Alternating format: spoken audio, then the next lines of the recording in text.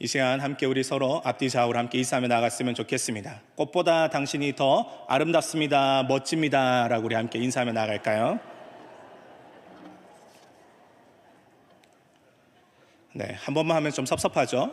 네, 한 번 더 하도록 하겠습니다. 당신을 보니 하나님의 살아계심이 보입니다. 우리 함께 인사하도록 하겠습니다.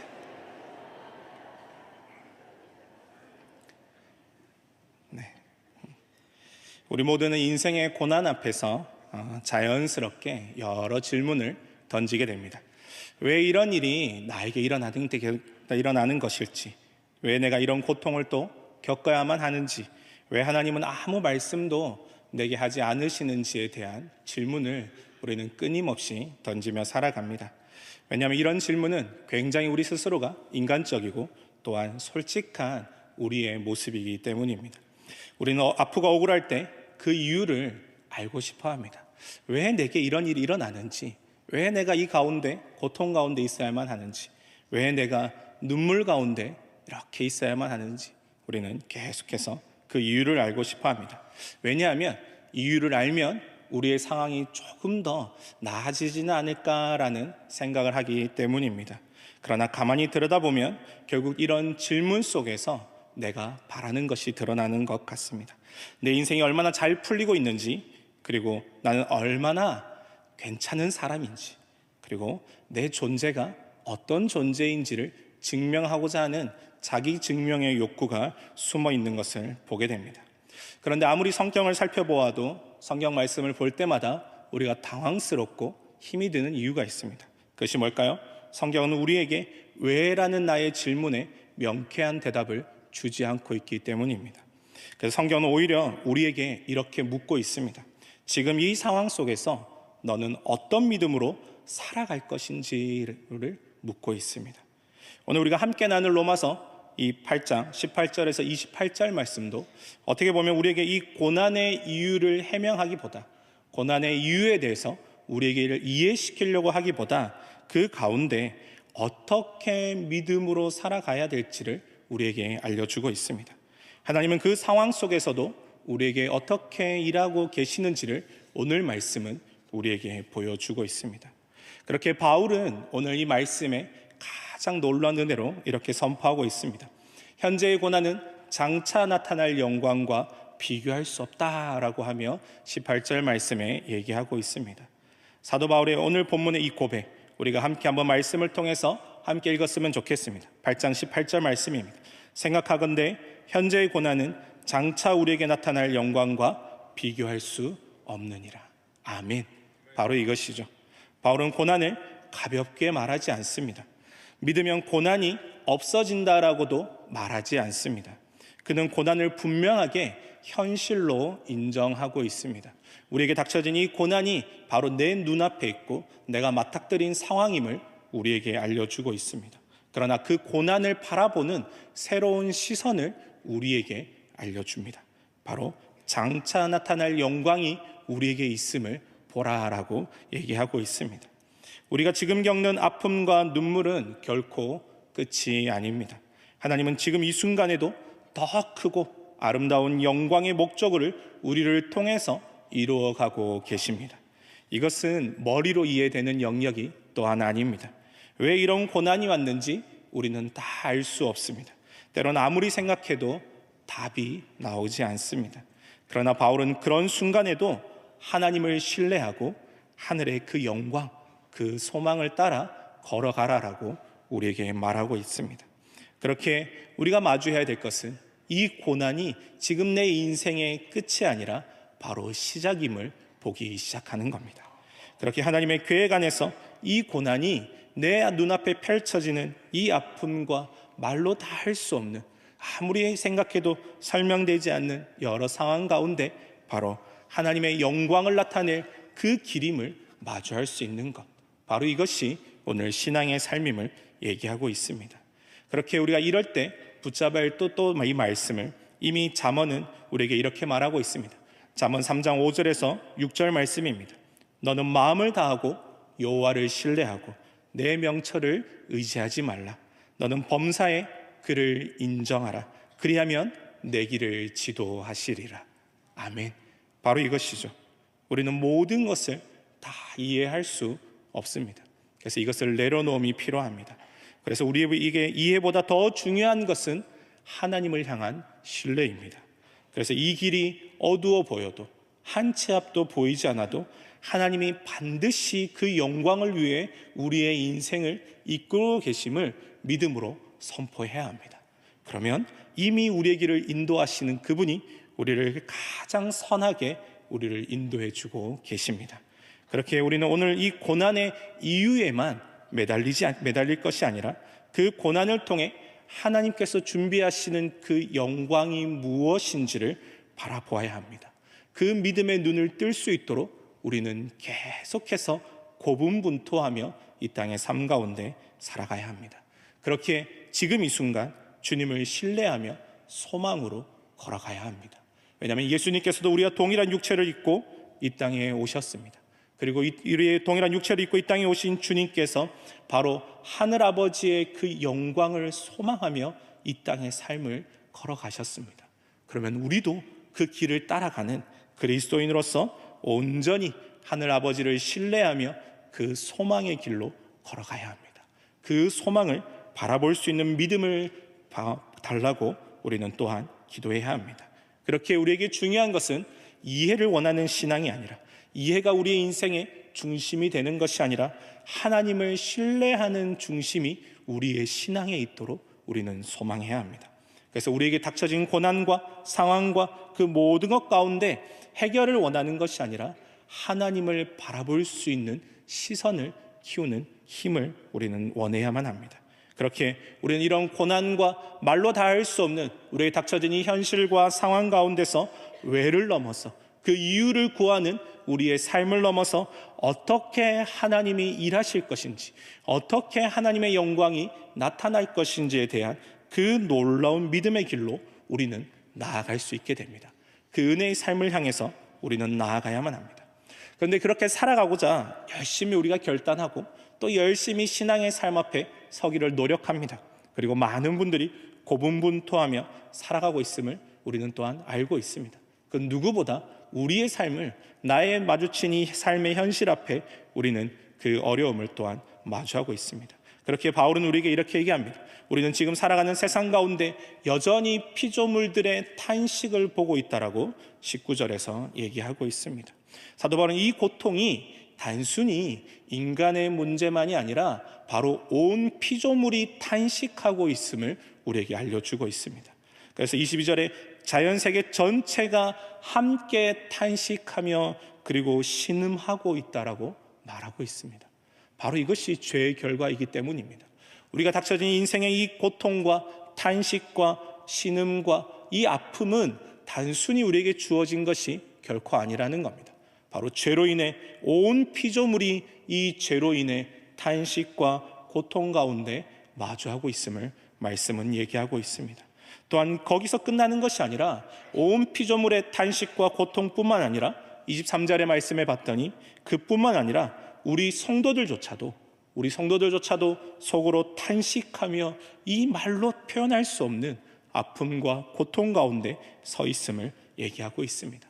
바로 그것이 죄된 인생의 가장 가슴 아픈 모습이기 때문입니다. 여전히 우리의 육체는 연약합니다. 우리의 마음은 연약하고 우리의 상황과 환경은 우리의 경험과 지식과 우리의 노력과 그 어떤 것으로도 해결이 되지 않기 때문입니다.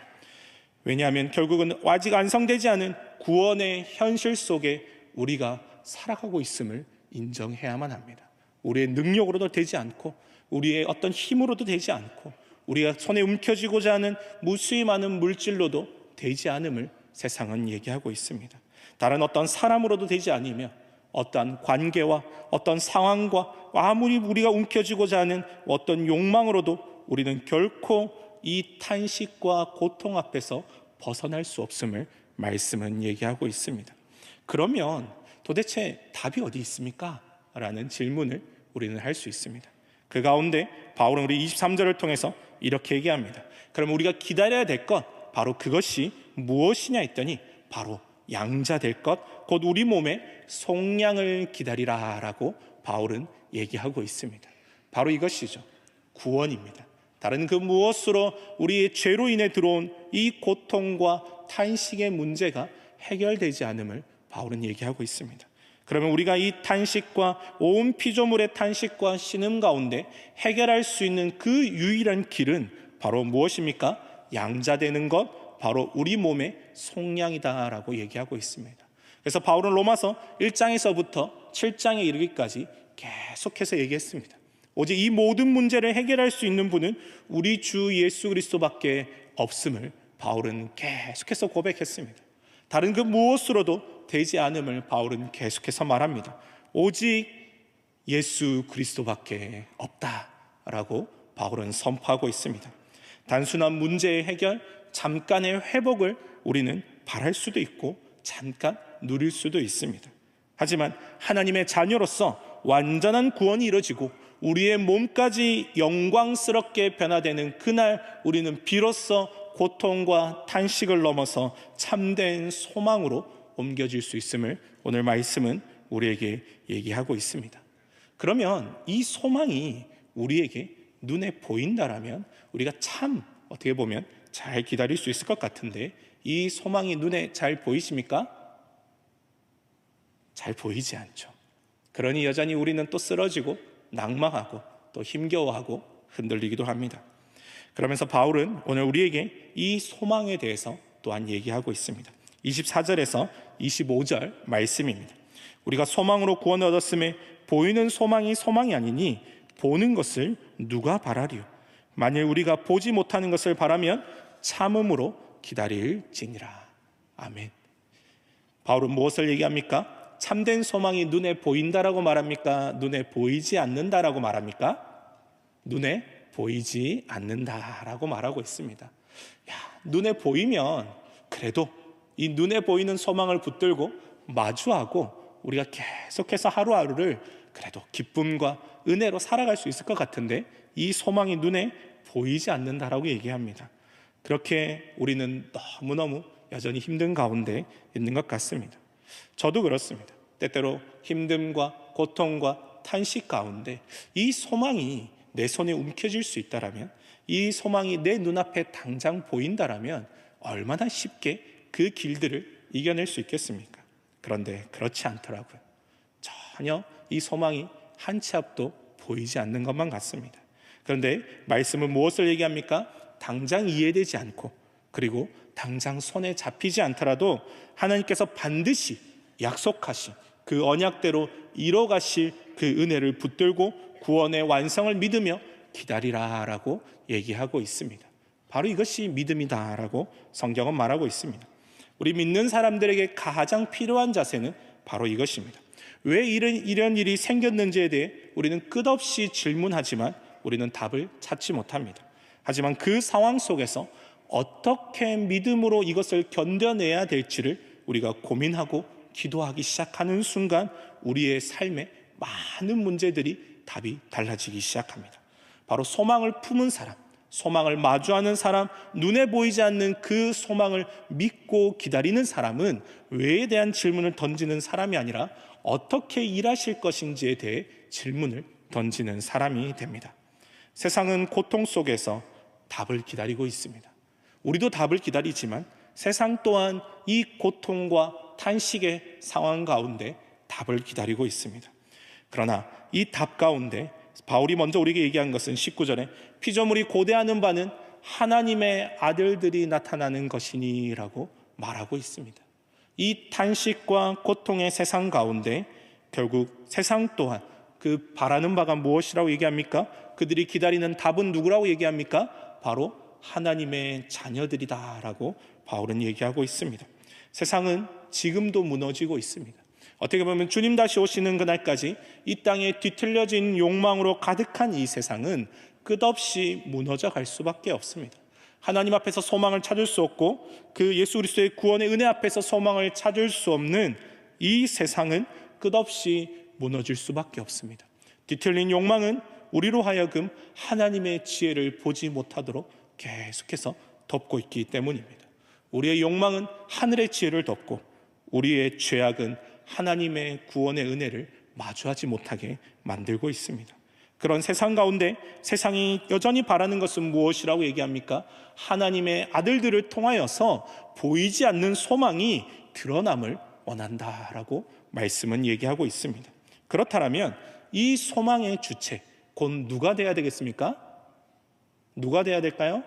바로 내가 되어야 합니다. 바로 우리가 이 소망의 주체가 되어야만 합니다. 우리 자기 자신에게 한번 얘기했으면 좋겠습니다. 내가 하나님의 소망이 되어야 합니다 라고 한번 우리 함께 자기에게 가슴을 한번 두들기면서 한번 얘기해 보실까요? 내가 하나님의 소망이 되어야 합니다. 맞습니다. 옆에 사람들 향해서 네가 아니라 내가 돼야 되는 거죠. 우리는 자꾸 누군가가 다른 사람이 하나님의 소망이 되기를 원하죠. 그게 아닙니다. 하나님의 소망이 누가 돼야 된다고요? 바로 내가 되어야 합니다.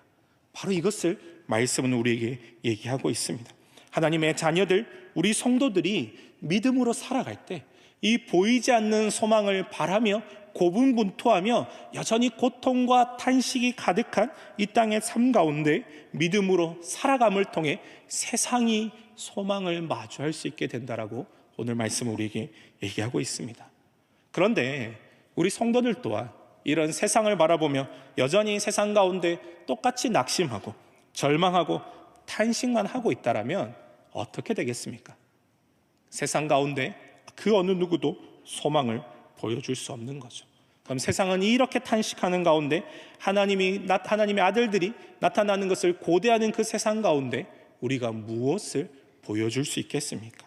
이럴 때 우리가 붙들어야 될 말씀이 있습니다. 시편 42편 5절 말씀에 내 영혼아 어찌하여 내가 낙심하며 낭망하며 어찌하여 내 속에서 불안해하는가? 너는 하나님을 바라라 라고 말씀은 얘기하고 있습니다. 여전히 우리의 시선을 하나님께로 두는 삶, 여전히 우리의 상황과 여전히 낙심하며 불안해하며 절망 가운데 있을지라도 하나님을 볼 수 있는 삶, 바로 그 삶이 바로 믿음의 삶임을, 바로 소망됨을 시편 42편 5절 말씀은 우리에게 얘기하고 있습니다. 또한 이 세상은 이해할 수 없으나 그 이해할 수 없는 세상 가운데서 오히려 이 믿음의 소망을 드러내는 성도들의 삶은 하박국서 3장 17절에서 18절 말씀을 통해 또한 우리에게 이렇게 말하고 있습니다. 우리 굉장히 잘 아는 말씀입니다. 비록 무화과 나무가 무성하지 못하며 포도나무에 열매가 없으며 밭에 먹을 것이 없을지라도 나는 누구로 인해 즐거워한다고요? 여호와로 말미암아 즐거워하노라. 나는 구원의 하나님으로 말미암아 기뻐하리로다. 아멘. 바로 이것이죠.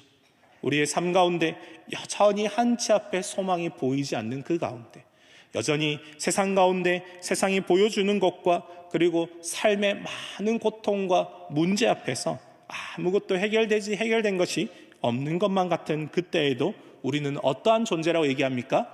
즐거워하며 기뻐하는데 그 이유가 무엇이라고 지금 얘기하고 있습니까? 바로 하나님 때문이다 라고 얘기하고 있습니다. 하박국 선지자는 처음에도 하나님께 왜를 물었습니다. 하나님, 왜 우리가 이런 고통 가운데 있습니까?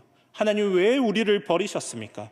하나님, 왜 우리에게 이런 한치의 답도 보이지 않는 상황을 우리에게 만드셨습니까? 라고 끊임없이 이 선지자 또한 하나님 앞에 이유를 물었습니다. 그러나 그 이유를 묻던 선지자는 결국 하나님을 마주하고 하나님 앞에 서는 순간 놀라운 은혜의 대답을 찾게 됩니다. 아무런 소망이 보이지 않아도 그 소망이 내 눈앞에 보이지 않아도 내가 즐거워하며 기뻐할 수 있는 이유는 바로 하나님을 바라보기 때문임을 이 선지자는 믿음으로 선포하기 시작합니다. 우리도 바로 이런 믿음의 선포를 해야만 합니다. 고백의 자리까지 나아가서 어떠한 상황 가운데도 나는 하나님을 어떻게 기뻐하는 존재로 살아갈지, 나는 어떻게 하나님을 신뢰하는 존재로 살아가야 될지를 끊임없이 질문해야만 합니다. 그리고 그 질문을 하며 그 답을 찾아가기 시작할 때 우리의 삶은 놀라운 은혜의 자리로 뒤바뀌기 시작합니다. 바로 이게 신앙의 전환점입니다. 세상과 다른, 어떻게 보면 참 구원받은 믿음의 성도의 삶에 놀라운 은혜의 전환점은 바로 여기에 있습니다. 이유를 묻지 않고 하나님이 어떻게 일하실지에 대한 기대와 소망을 가지고 바라보기 시작하는 순간 놀라운 그 은혜로 우리의 삶은 뒤바뀌기 시작합니다. 바로 이것을 마주할 수 있는 사람, 바로 그 사람이 그리스도인들입니다. 그렇게 그 그리스도인들을 통해 세상은 하나님의 영광을 마주하기 시작합니다. 그 은혜의 영광 앞에 마주하며 소망하며 나아가는 저와 우리 성도님들 되길 소망하고 축복합니다. 그렇게 소망은 우리에게 무엇을 얘기합니까? 소망은 바로 기다림임을 또한 얘기합니다. 기다림은 또한 믿음임을 성경은 마주하게 합니다. 우리는 여전히 탄식하는 세상 한가운데 살아가고 있습니다. 이 땅에 이 탄식하는 세상은 주님 다시 오시는 그날까지 여전히 그렇게 흘러갈 수 있습니다. 고난은 끝나지 않았고 답은 여전히 보이지 않을 수 있습니다. 그러나 바울은 우리에게 마지막으로 이렇게 25절 말씀을 통해 참음으로 기다리라 라고 얘기하고 있습니다. 아직 보이지 않지만 반드시 하나님께서 이루실 것이다 라고 믿음으로 선포하고 있습니다. 여전히 바울 또한 어떻습니까? 바울 또한 여전히 그 은혜의 소망을 마주하며 달려왔으나 자신의 눈앞에 이 소망이 보이지 않는 것만 같았습니다. 그럼에도 바울은 무엇을 얘기합니까? 참음으로 기다리라 라고 얘기하고 있습니다. 참는 것, 보이지 않지만 반드시 이루실 것을 바라보며 기다릴 줄 아는 것, 바로 이것이 신앙의 삶임을 얘기하고 있습니다. 소망은 우리로 하여금 현실을 도피하여서 다른 곳으로 우리가 원하고 우리가 바라는 곳으로 숨어 있는 것을 말하지 않습니다.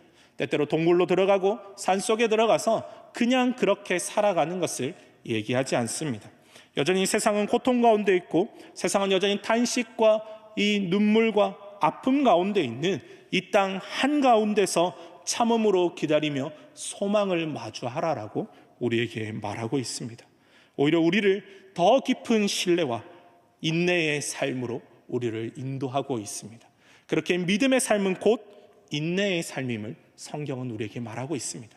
인내하라라고 얘기합니다. 우리가 그리스도인이 되고 믿음의 삶을 살아가면 그 삶이 참 기쁨과 소망만 넘쳐나면 좋을 것 같습니다. 그런데 여전히 그 삶은 고통과 눈물이 가득하죠. 그렇기 때문에 우리에게 무엇을 얘기합니까?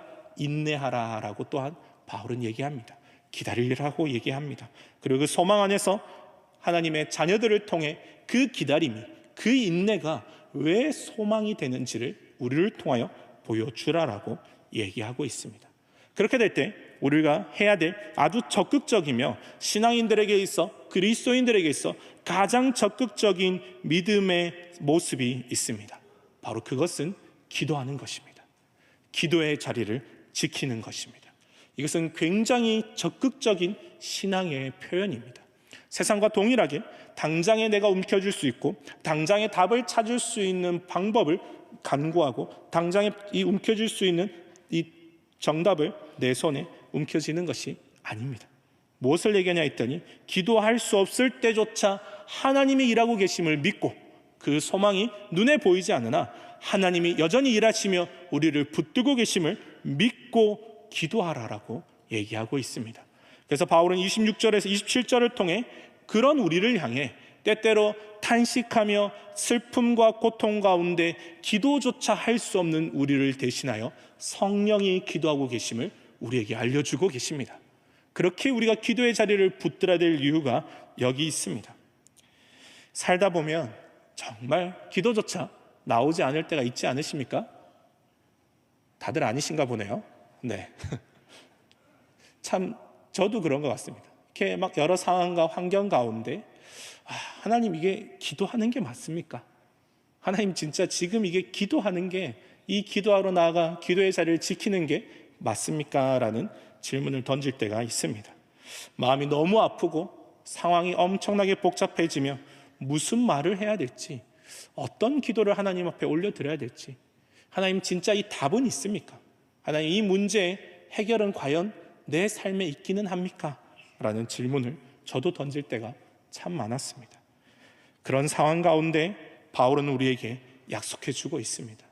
우리가 보이지 않는 그 소망을 바라며 끝까지 포기하지 않고 이 믿음의 길을, 주님이 걸어가신 그 믿음의 길을 우리도 묵묵히 걸어가기만 하면 26절 말씀에 성령도 우리의 연약함을 도우시나니 우리는 마땅히 기도할 바를 알지 못하나 오직 성령이 말할 수 없는 탕식으로 우리를 위하여 친히 간구하시느니라.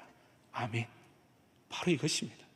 우리에게 세상과 다른 소망이 있는 이유는 여기에 있습니다.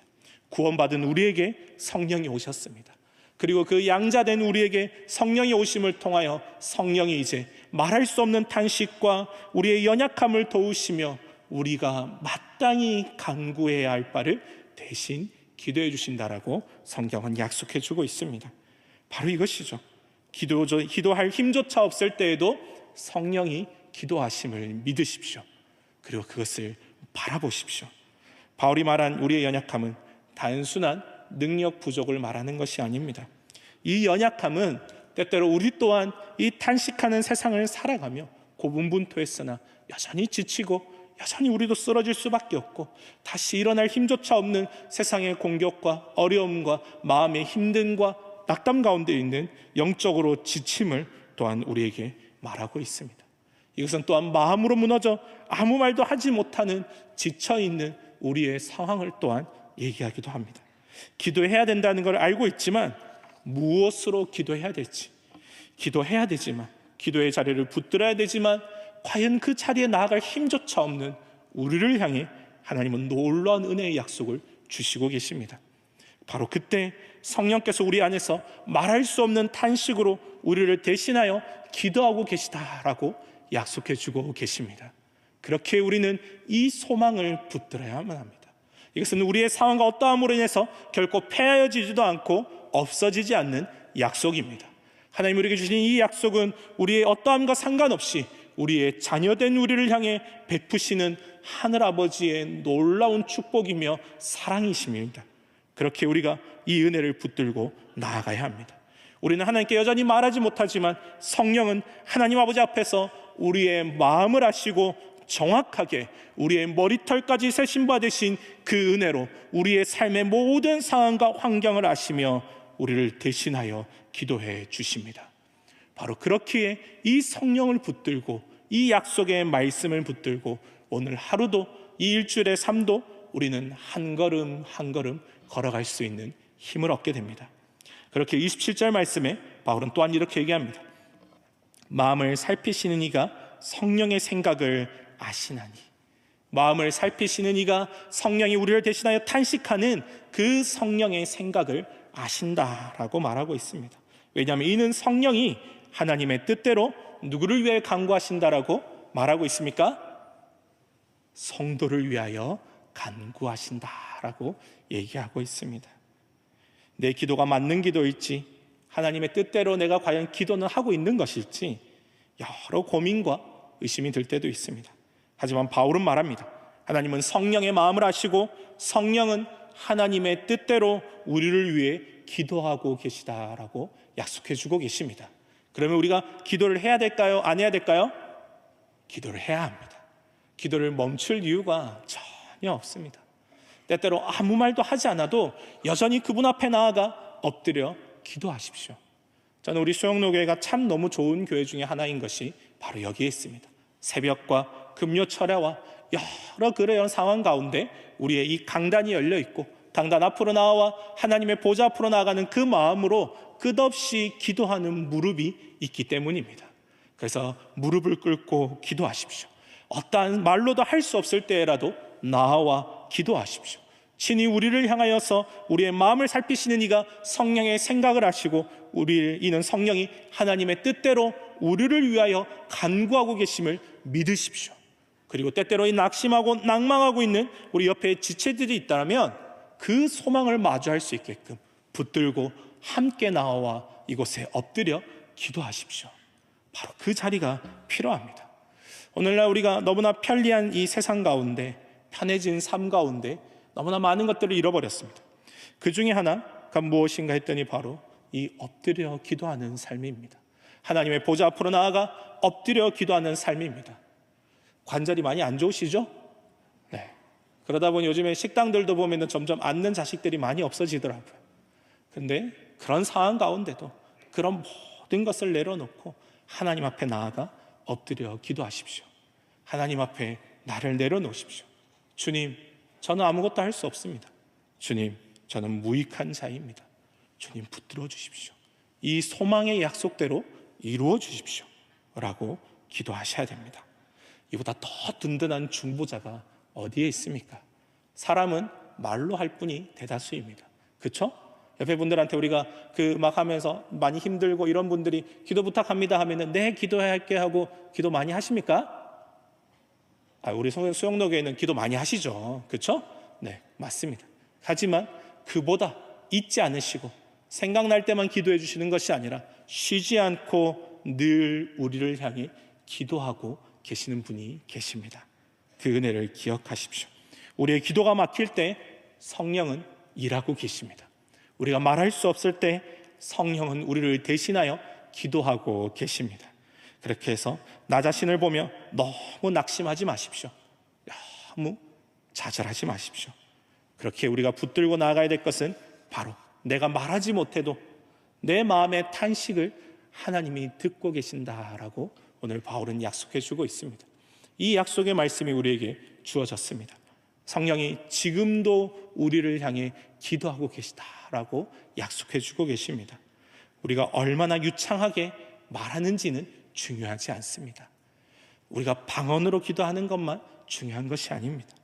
기도의 능력은 하나님께서 우리의 마음을 아시고 성령께서 우리를 대신하여 간구하고 계시다라는 그 사실을 믿고 나아가는 것이 바로 기도의 능력인 줄 믿습니다.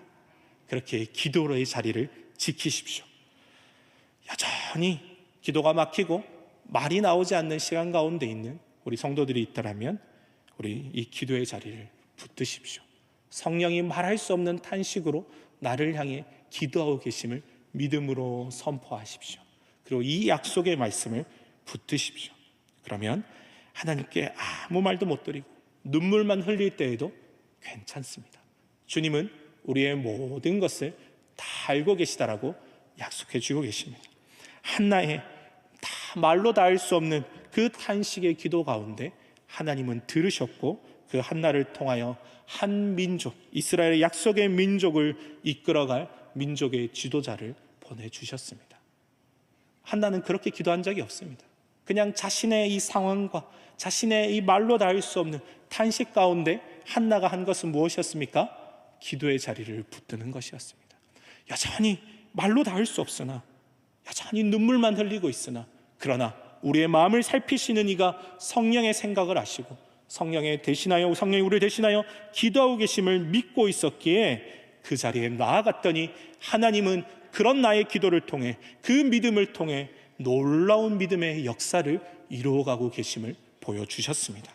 그렇게 우리는 낙심하지 않고 조용히 주님 앞에 나아가 기도해야 합니다.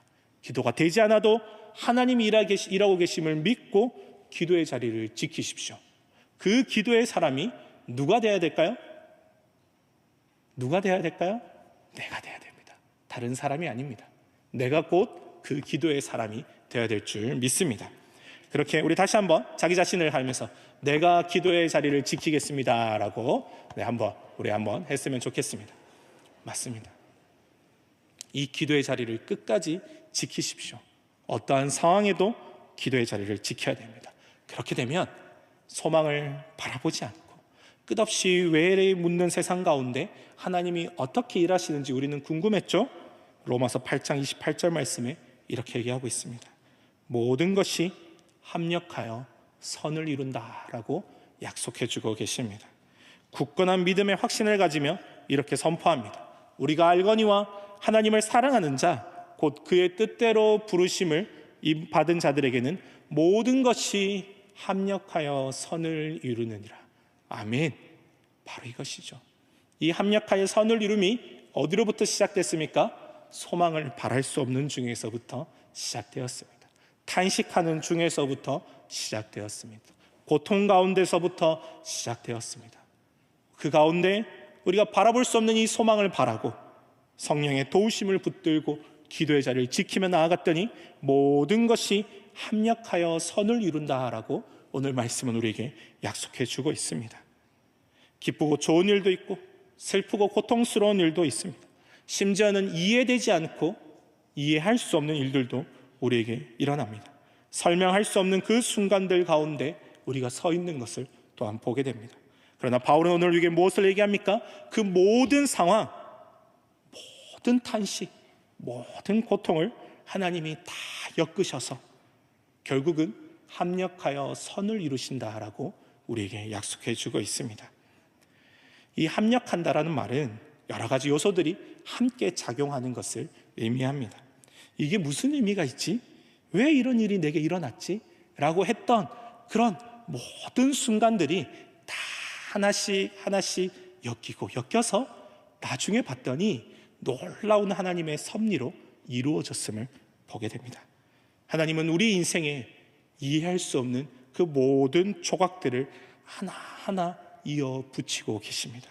그리고 이 이어 붙여진 얽히고 설킨 것만 같았던 우리의 삶의 모든 모습들이 이제 합력하여 선을 이루는 놀라운 하나님의 섭리의 증거로 뒤바뀌기 시작합니다. 바로 그 은혜 앞에 우리가 서 있기를 소망합니다.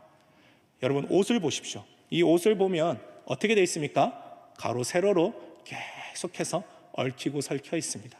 옷을 만드는 것을 보면 결코 이게 옷이 될 건지 어떤 옷이 될 건지 우리는 알 수 없습니다. 그런데 이 작물들이, 이 직물들이 모여서 얽히고 설키고 하나둘 그 자리를 찾아가는 듯 만들기 시작할 때 최종적으로 가장 멋진 옷으로 뒤바뀌게 됩니다. 지금 우리의 삶도 똑같습니다. 결국은 이 모든 것이 하나님의 주권 아래, 하나님의 섭리 아래 있음을 믿음으로 고백하십시오. 하나님을 믿고 바라보십시오. 우리가 알거니와 불확실한 상황 속에서도 여전히 탄식하며 고통밖에 할 수 없는 이 상황 속에서도 우리가 확신할 수 있는 진리는 바로 이것입니다. 이 모든 것을 하나님은 선으로 바꾸고 계시다라는 사실입니다. 그 사실을 믿음으로 선포하십시오. 하나님은 여전히 일하고 계십니다. 왜에 묶이지 말고 어떻게 살아가야 될지를 우리로 하여금 마주하게 하십니다. 그 은혜 앞에 서야만 합니다. 바울은 바로 자신의 인생을 바라봤더니 그런 인생이었음을 믿음으로 고백하며 나아갑니다. 주님 앞에 섰습니다. 자신의 모든 것들, 사회적으로 이루었던 모든 것들을 해로 여기고 자신의 신분과 자신의 지위와 자신의 지식과 자신의 모든 것을 해로 여기고 나아갔습니다. 그러나 그런 그에게 다가온 삶은 어떻습니까? 고난과 핍박과 배신과 감옥 속에 갇히는 경험까지, 매질을 당하는 경험까지 했었습니다. 그럼에도 바울은 주저앉지 않았습니다. 왜냐하면 이 모든 것을 한치 앞에 본 소망이 보이지 않는 상황 가운데도 이 모든 것을 하나님이 이루어가고 계심을, 하나님의 놀라운 섭리 안에 있음을 바울은 믿고 바라보았습니다. 왜냐하면 예수님께서 보여주신 그 생명의 길이 여기에 있음을 알았기 때문입니다. 그렇게 바울은 사도행전 20장 24절 말씀에 우리에게 이렇게 고백합니다. 나의 달려갈 길과 주 예수께 받은 사며 곧 하나님의 은혜와 복음을 증언하는 일을 마치려면은 나의 생명조차 조금도 귀한 것으로 여기지 아니하노라. 아멘. 바로 이것입니다. 우리가 믿고 소망하며 나아갈 때 하나님은 우리의 인생을 통해 놀라운 일들을 이루어 주십니다. 우리의 생명이 중요한 것이 아닙니다. 우리의 인생의 가치가 중요한 것이 아닙니다. 우리가 바라봐야 될 것은 우리를 통해 이뤄가실 하나님을 마주하는 믿음이 우리에게 중요합니다. 왜냐하면 주님이 그렇게 걸어가신 주님의 그 길을 따라가는 우리 또한 믿음은 하나님의 그 하나님을 신뢰하며 그 믿음의 길 위에 우리 또한 서서 나아가야 될 줄 믿습니다. 여전히 우리의 삶은 설명되지 않는 많은 일들이 있습니다. 기도해도 응답이 없고 선하게 살려고 해도 애써도 여전히 무너짐과 배신과 고통과 눈물 가운데 있을 수 있습니다. 그러나 우리가 포기하지 않고 나아가야 될 이유는 모든 것을 협력하여 선을 이루실 하나님을 마주하는 믿음이기 때문입니다. 그렇게 우리는 누가복음 10장 17장 10절 말씀을 통해 우리는 무익한 종이라 우리가 하여야 할 일을 한 것뿐이라 할지니라 라는 이 믿음 말씀의 고백을 우리는 기억해야만 합니다. 세상이 원하는 것을, 세상이 원하는 그 가치를 우리는 드러낼 이유가 없습니다. 우리가 해야 될 것은 무엇입니까? 여전히 우리는 무익한 종임을, 오직 우리가 해야 될 것은 하나님의 뜻을 행하는 삶을 살아왔음을 고백하는 바로 그 삶입니다. 우리는 성과로 사랑받는 존재가 아닙니다. 은혜로 살아가는 종임을 기억하십시오. 죽을 수밖에 없는 죄인이었는데 바로 그런 우리를 구원하셔서 양자 삼으시고 그런 우리에게 소망을 주신 분, 바로 그 하늘아버지의 은혜와 사랑을 기억하십시오. 그러면 그 은혜 가운데 우리가 해야 될 것은 무엇일까요? 끝까지 충성되는 자로 살아가는 것입니다. 끝까지 충성된 자의 삶을 살아내는 것입니다. 그 어떠함도 우리의 잘난 척함이 아니라, 그리고 그 어떠한 우리의 욕망을 따라가는 삶이 아니라, 실패를 두려워하지 않고 온전한 자유를 주신 그 은혜 앞에서 무익한 종이 되어 하나님께 모든 것을 맡겨드리고 우리의 주어진 하루하루를 하나님의 은혜를 누리며 살아가는 삶, 그 삶을 통해 하나님이 일하실 줄 믿습니다. 그렇게 탄식과 고난, 이해되지 않는 일로 가득한 우리의 삶 가운데 하나님이 모든 것 가운데 일하고 계심을 믿음으로 바라보십시오. 믿음으로 선포하십시오.